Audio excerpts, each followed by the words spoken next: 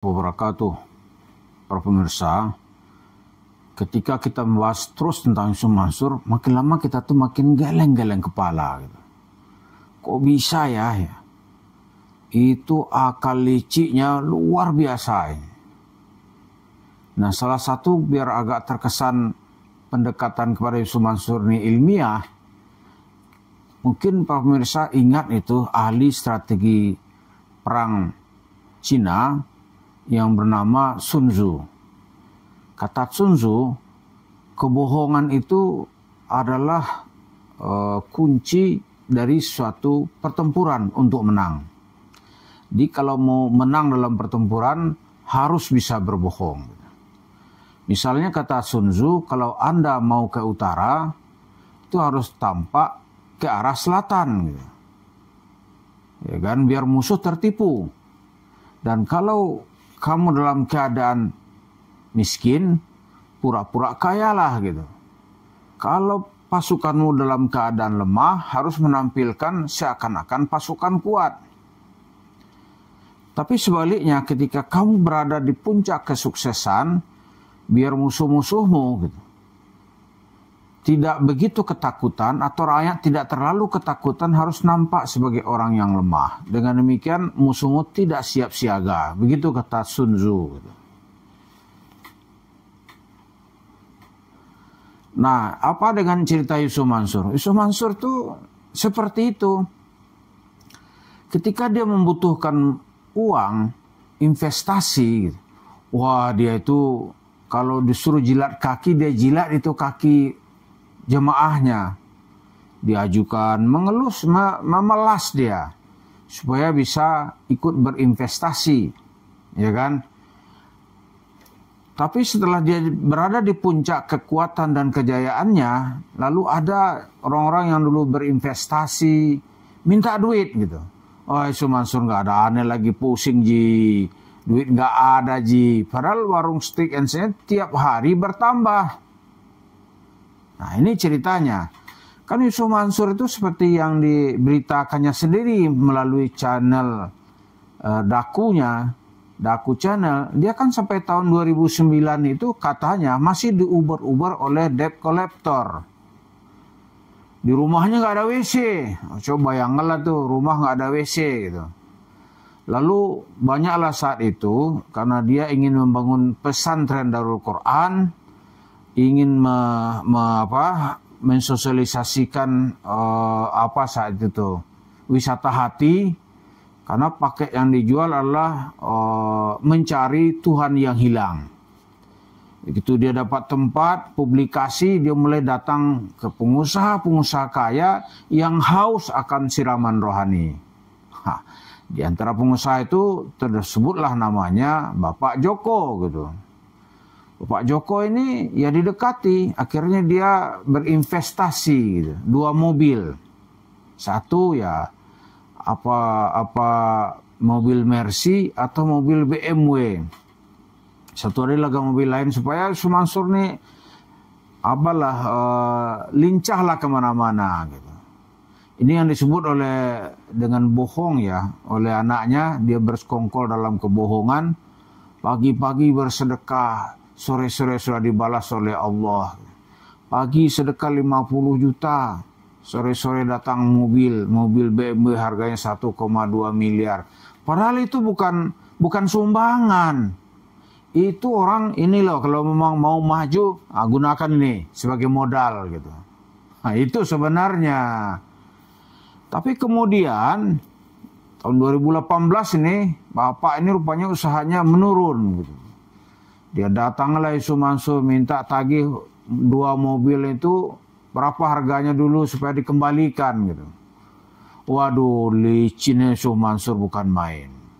Mula-mula katanya dia pura-pura nggak kenal katanya. Emosi kita lihatnya, nggak kenal katanya. 2 mobil gue hilang. Itu tagih.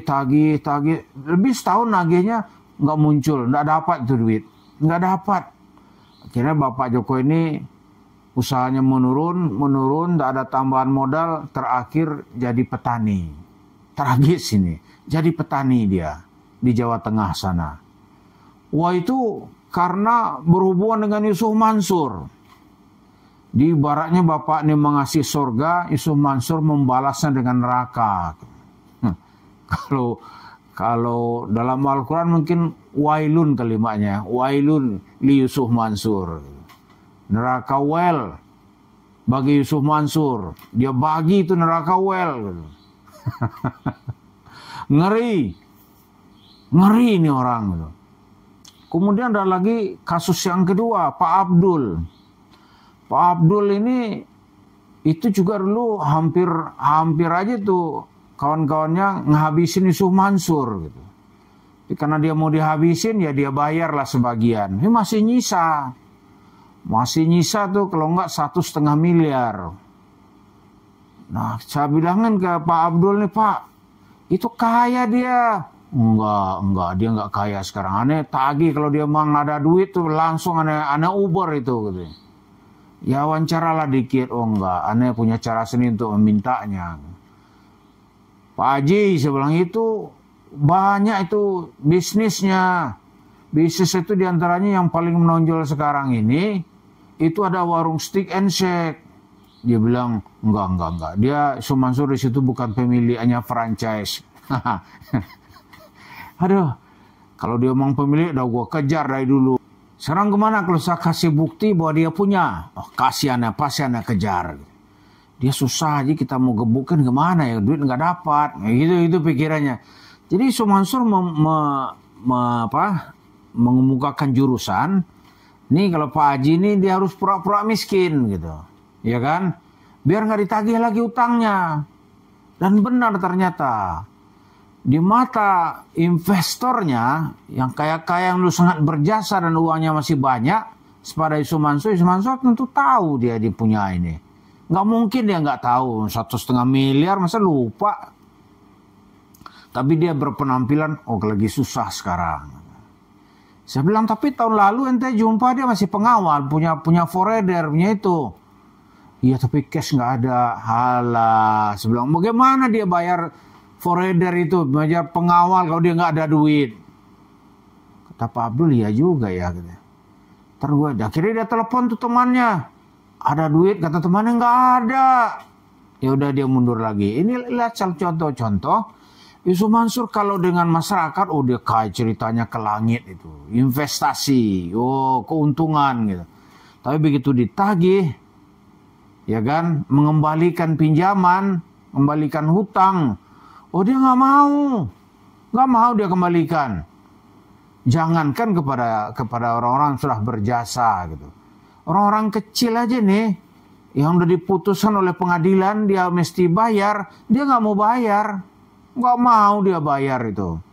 Jadi kalau kita rujuk kepada cerita-cerita ya, kalau kata ahli strategi itu biar uang nggak keluar kayak tadi itu.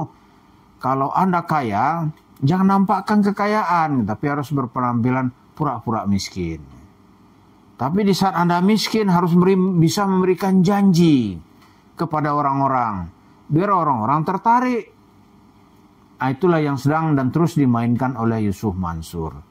Jadi banyak sekarang itu investor itu mungkin karena dia nggak ngikutin sosmed ya. Nggak ngikutin YouTube.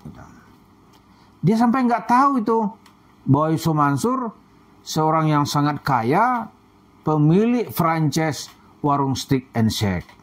Sekarang saya bilang nambah terus. Jadi barusan tuh publikasi saya bilang di Kalimantan aja ada. Di Sulawesi ada. Oh ya katanya.